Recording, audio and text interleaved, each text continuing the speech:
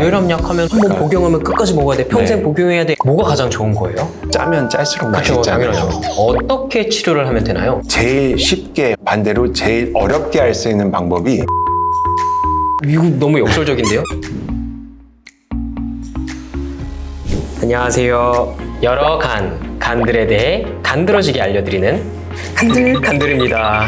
이번 시간에는 순환기내과 강지훈 교수님을 모시고 혈압 어떤 건지, 고혈압 어떻게 치료하는지 설명을 듣도록 하겠습니다. 안녕하세요. 내과 전공을 하고 그중에서 순환기내과를 전공을 한 다음에 지금은 중환자실에서 근무를 하고 있는 강지훈이라고 합니다.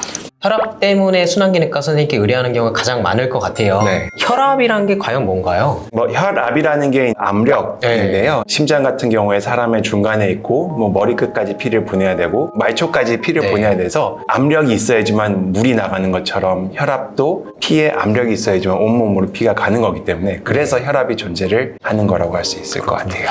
그렇다면 이 압력, 저혈압 때문에 뭐 어지러워요, 쓰러질 것 같아 이렇게 표현하시는 분들이 덜어 있어요. 네. 저혈압이라는 기준이 있나요? 네, 기준은 있어요. 정상 혈압이라고 하면 120에 80, 하나는 수축기, 하나는 이완기 혈압인데 수치상으로는 90에 60 이하로 되면은 저혈압이라고 하기는 하는데 혈압을 우연히 쟀는데 90에 60 이하로 나왔다고 해서 당장 뭐 치료가 필요한 거는 아니고요. 증상이 사실 더 중요하고 어지럽고 피로감 있고 두통이 있고 구역구토가 날 수도 네. 있고 이런 증상들이 있으면 일단은 저희가 치료를 고려를 합니다. 방금 혈압할 때 수축기, 뭐 이완기 이렇게 두 가지의 숫자를 표현해 네. 주셨는데요. 왜 두 개예요? 심장이라는 게 짰다가 안 짰다가 한 평생 동안 반복을 하는 장기이고 짤 때 힘이 수축기인 거고 다음번 짜기 위해서 재충전을 해야 되는데 이완기가 네. 되는 거거든요. 짤 때 120, 그 사이가 80 숫자가 두 개가 나오게 되는 거죠. 그래서 이 혈압을 잴 때 집에서는 손목에 네, 네. 재기도 하고 조그만 기계에 이렇게 두르기도 하고 네. 보건소 같은 데 가면 청진기로 이렇게 하고 좀 슉슉슉 누르고 뭐 그래요. 요즘에는 시계로도 재죠. 다 정확한 건가요? 가장 정확한 표준은 앉아있을 때 안정적인 상태에서 심장이랑 동일한 높이 상완에서 재는 혈압이고 요즘에는 기술이 워낙 좋아가지고 그거를 보정하면은 팔목에서 잴 수도 있고 네. 손가락 끝에서 잴 수도 있고 갤럭시 워치로 잴 수도 있고 다 하시는 것 같아요. 저 같은 경우에 근데 건강검진할 때 혈압 재잖아요. 떨려요. 많이 쉬었다가 가는데도 어떡하지?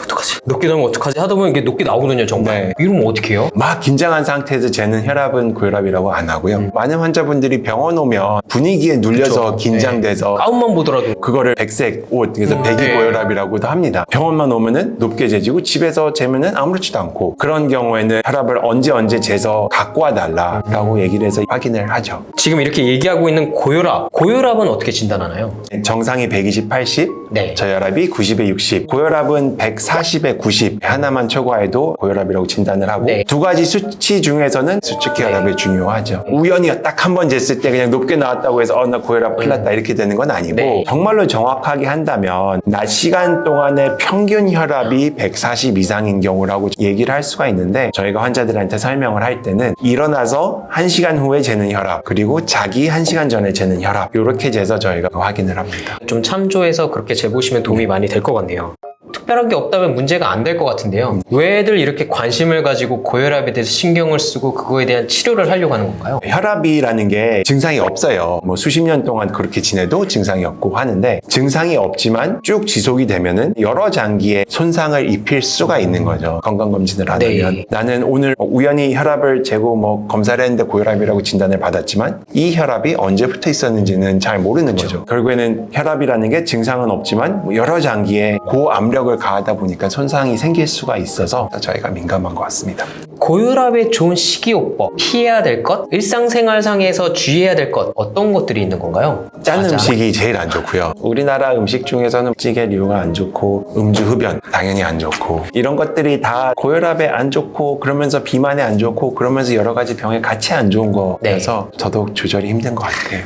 고혈압을 그렇다면 치료를 해야 되는데 네. 어떻게 치료를 하면 되나요? 제일 쉽게 혹은 반대로 제일 어렵게 할 수 있는 방법이 생활습관 개선이에요. 이거 너무 역설적인데요? 싱겁게 먹고 유산소 운동하고 야식 안 먹고 건강검진 할 때마다 가서 듣는 얘기고 다 알고 있는 새로 나오는 얘기가 아닌데 지키라고 하면은 아무도 못 지켜요. 지금까지 먹어온 된장찌개 이거를 하루 만에 바꿀 수도 없는 거고 어우, 맛없어. 짜면 짤수록 그쵸, 맛있잖아요. 당연하죠. 그래서 생활습관 개선이 안 되니까 결국에는 약을 먹게 되는 거죠. 이 약도 종류가 되게 많아요. 이뇨제도 고혈압 약이 포함되고 무슨 블러커 여러 가지 약들이 있는데요. 네. 뭐가 가장 좋은 거예요? 환자가 고혈압 말고 다른 지병이 뭐가 있는지에 따라서 달라지는데 네 분류로 나눌 수가 네. 있거든요. 여기는 뭐 간들간들이니까 칼슘 채널 차단제라는 있죠. 네. 약제 분류랑 네. 베타 차단제 약제라는 분류가 일단은 제일 좋은 두 가지이고요. 어떤 순서로 쓸 건지는 간 질환 이외에 어떤 질환을 갖고 있는지 그 사람의 심박동수라든지 아니면 심장 기능 상태 지금 간의 질환 상태가 어느 정도인지에 따라서 조금씩은 달라질 수도 있어요. 선생님, 그러면 이런 약을 시작하게 되면은 조절이 그래도 상당히 잘 될 텐데 언제까지 복용해야 되나요? 한번 복용하면 끝까지 먹어야 돼, 평생 네. 복용해야 돼, 이런 소문도 있고. 그렇죠. 네, 근데 이제 저희가 고혈압 약을 복용하는 이유를 생각을 해보면 이제 안경에다 비유를 하는데 내가 안경을 쓰는 이유가 내 눈이 나빠서이지 3년 후에 5년 후에도 안경을 쓰는 거는 내 눈이 안경에 중독돼서가 아니라 내 눈은 그냥 여전히 나쁜 네. 거죠. 그래서 안경을 쓸 수밖에 없는 상황이 되는 거여서 혈압도 마찬가지로 한 번 약을 먹어서 계속 먹는 이유는 계속 고혈압이 있기 때문에 그런 거지 약을 못 끊어서 계속 먹는 게 아니라는 거. 약을 먹으면서 눈이 갑자기 잘 보이는 것처럼 좋아질 수는 없어요. 좋아질 수 있습니다. 이게 당당한 각성을 하고 열심히 야식도 끊고 안 짜게 먹고 운동도 하고 원인 이러면서. 자체가 제거가 되는 거고. 네, 그러면 뭐 혈압약을 끊으시는 분들도 계시죠. 혈압이 분명히 없었는데 간이식을 하고 나서 정말 심하게 요동을 치고 엄청나게 높은 고혈압을 보이고 이런 분들도 종종 있거든요. 네. 왜 그렇게 혈압이 없던 분들이 간이식을 하고 나면 생기는 건가요? 네, 설명을 간단하게 드리자면 우리 몸이 간이식을 받기 전까지는 온몸이 나쁜 간에 적응을 하는 상태가 되고 그 적응이라는 거는 온몸에서 나오는 호르몬, 심장 기능이 간에 적응을 해서 네. 기능을 하고 있다가 갑자기 정상간을 받게 되면 굳이 그렇게 할 필요가 없게 되는 거고 갑자기 생기는 변화에 대해서 몸이 좀 더디게 반응을 하면서 고혈압이 확 생기는 거고 네. 그 고혈압도 요동을 치고 필요한 경우에는 약물 치료를 해야 될 텐데 네. 워낙에 간이식 환자분들은 면역 억제제를 포함한 여러 가지 약물들을 복용하잖아요. 약물 간의 상호작용 이런 건 특별히 없나요? 있습니다. 이 면역 억제제 같은 경우에는 수준을 유지를 해야 되잖아요. 네. 더 높아도 안 되고 더 낮아도 안 되는데 면역 억제제의 혈중 농도를 올리거나 낮추거나 할 가능성이 있는 약은 저희가 치료하는 데 있어서 방해가 되죠. 혈압약을 쓰더라도 이런 약물 상호작용이 별로 없는 칼슘 채널 기량제를 많이 쓰게 되는 경우도 있습니다. 선생님, 아무래도 고혈압 환자들을 꼭 이렇게 대형 병원, 큰 병원으로 와야 되나요? 아니면 근처 보건소나 가까운 작은 병원에 다니셔도 되는 건가요?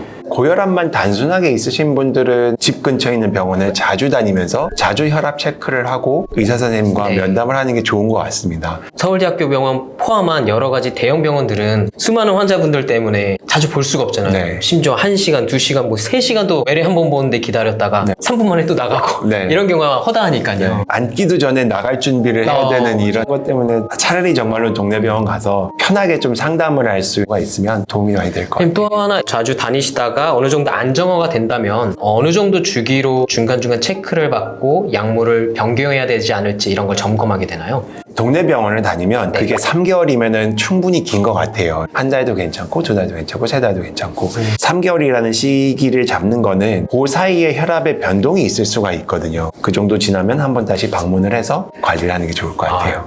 정말 많은 정보를 배웠습니다. 특히나 이 고혈압 관심 있는 분들이 많이 계실 텐데 많은 도움이 되었으면 좋겠습니다.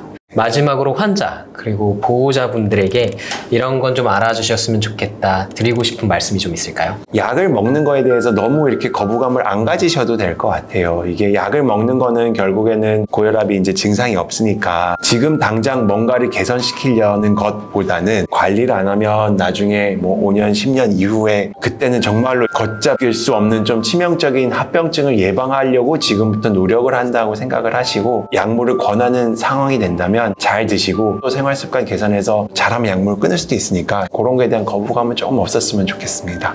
순환기내과 선생님을 믿고 잘 따라주시면 도움이 많이 될 것 같습니다. 선생님, 마지막으로 하셔야 되는 게 있는데 왼쪽부터요. 좋아요, 구독 꾹꾹 눌러주세요. 감사합니다. 감사합니다.